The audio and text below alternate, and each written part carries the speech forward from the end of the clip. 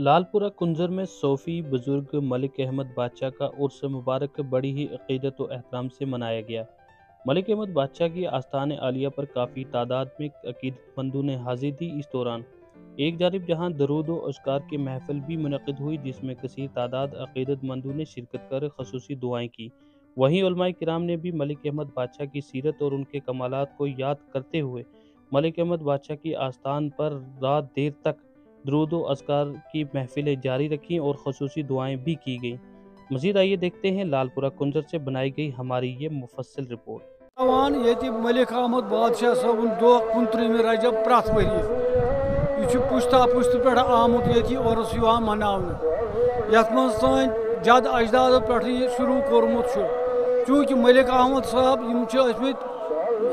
अमिस ब्या बोय लुद मोगरे सह अहमद पोरा यह तिमन सत बरादर पमत शाह हमजान साहबस अलम बरदार तम वक्त यह ताल्लुक सादात खानदान सत तो मलिक अहमद बादशाह साहबस आव लालपोरा मज सकूरत कर इजाजत दिन दोस पे खतमात दह ताज़ कर 29 रजब तिकाज 29 रजब विसाल सपूदमुत तो अमे मूजूब आव यह 29 रजब बहस बापत विसाल मलिक साहब दह मनाने कर जम्मू कश्मीर यथ दोहस पे प्रत कुन कस्म दुआ अमन अमान खतर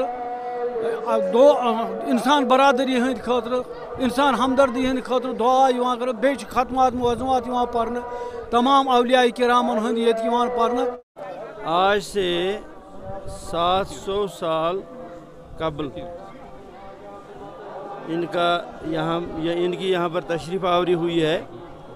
तो तब से हमारे असलाफ जो थे वो भी ये उर्स पाक मना रहे थे, तो हम भी उसी के पीछे ये काम करते हैं।